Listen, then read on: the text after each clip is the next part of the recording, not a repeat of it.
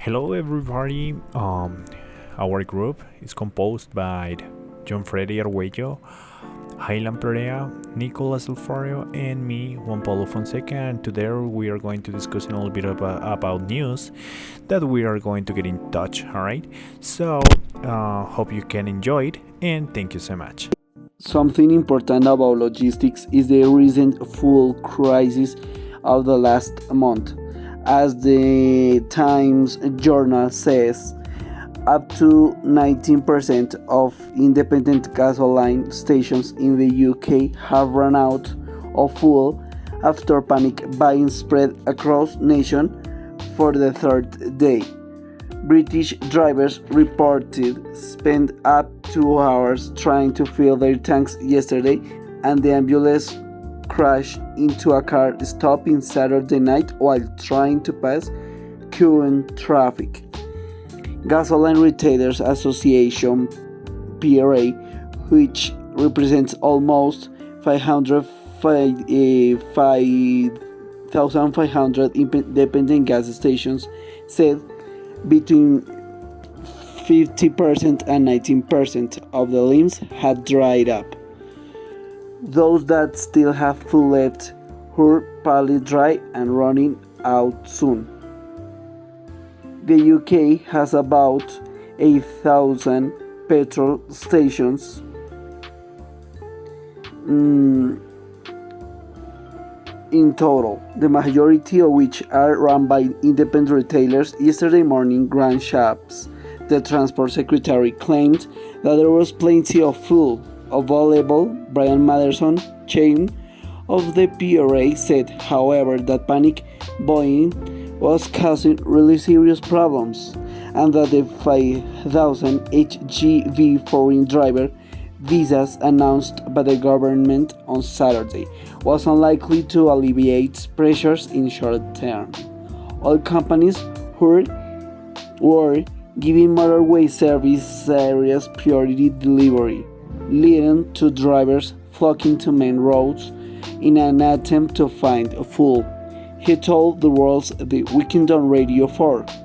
One of them mentioned to me that yesterday they had 500% increase in demand compared to a week ago, which is quite extraordinary. There is plenty of fuel in this country, but it's in the wrong place for the motorist. It is still in the terminals and the refineries, and the amount they can now ship into and deliver to the first courts is limited by two things. Thank you. Okay, the article that I'm going to be talking about, it's going to be about the pawn shops at the petrol pumps. This is an article from the Times. It was posted on September the 27th, 2021. This article just relates to 90% of the independent petrol stations in the UK that have run out of fuel after the panic from people buying across the nation for the third day in a row. The drivers across Britain, they reported that spending up to 2 hours trying. They reported that they spending up to 2 hours trying to fill up their tanks yesterday, and an ambulance crashed into a stationary car on Saturday night as they tried to pass queue in the traffic. The Petrol Retailers Association (PRA), which represents almost 5,500 independent petrol stations, said that between 50% and 90% of the members had run dry. Those actually represent all the amount of fuel that they were there, and they said that it was partially dry and it was running out soon. The UK has about 8,000 petrol stations in total. The majority of the stations are from independent retailers, and yesterday morning the Grand Shop and the Transport Secretary, they claimed that there was plenty of fuel available. There was not. Brian Maderson, the chairman of the PRA, however, said that the panic buying was causing real serious problem and that the 5,000 highway foreign driver visas announced the government on Saturday, it was unlikely to alleviate the pressures on the short term. The oil companies were giving motorway service areas priority delivery, leading to the drivers flocking to the main roads in an attempt to find the fuel. He actually told the world this weekend on Radio 4 that one of them mentioned me that yesterday they have 500% increase in demand compared to a week ago, which is quite extraordinary for them. But there is plenty of fuel in this country and but is in the wrong place for the motorists. It's still in the terminals and the refineries. It hasn't been transported. So in regards of logistics, we're having an issue because now the government is sending the army to tackle the full crisis. The soldiers are likely to be put on notice to drive petrol tankers to forkers within days as motorists continues to panic buy. The Times, that is the newspaper that released this article, has been told that the government is expected to order the military to prepare hundreds of personnel to man tankers. The petrol retailers associations will represent the majority of petrol stations in Britain, with an estimated that 50 and 90% of them have run dry. The business secretary suspended competition laws last night to allow the full suppliers to cooperate and ensure that the petrol stations were empty were restocked. So basically, the main issue that Britain is having is the logistics and the transportation of the fuel.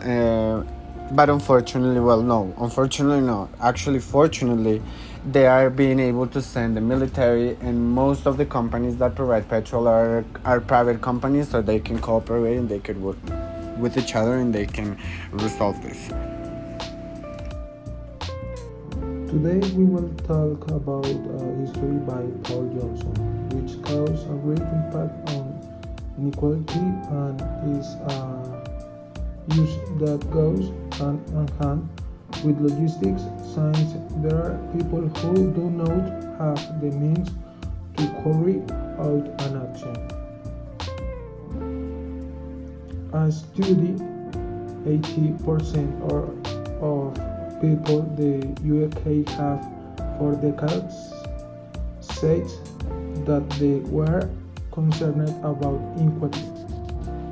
At the IF, we are in the middle of your biggest ever project, working with the Nobel laureate August Deaton to look at the cause.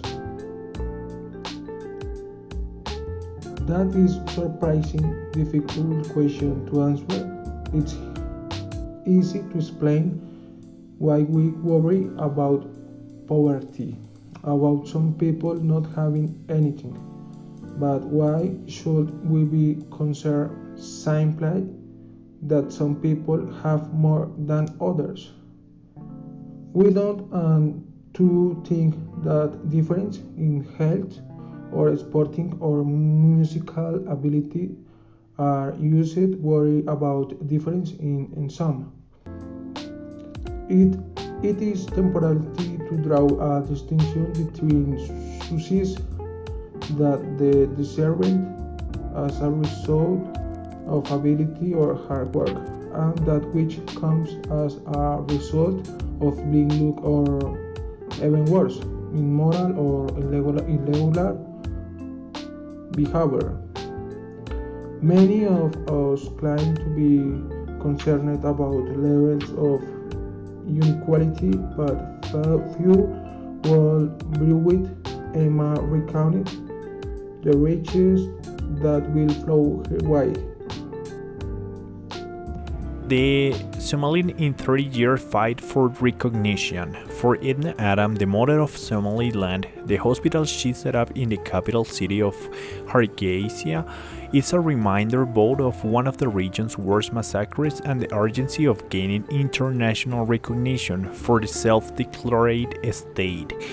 Now we are standing at the top of a killing ground, said the former foreign minister, wife of a president and midwife.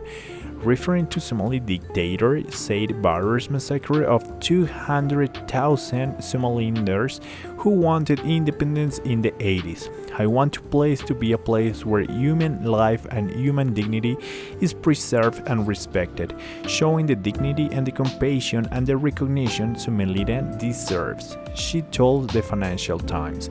Now, 3 decades after Somaliland first broke away from Somalia, the self-declared nation-state this year successfully held democratic elections and attracted bumper investment from Dubai's DP World in the port of Berbera.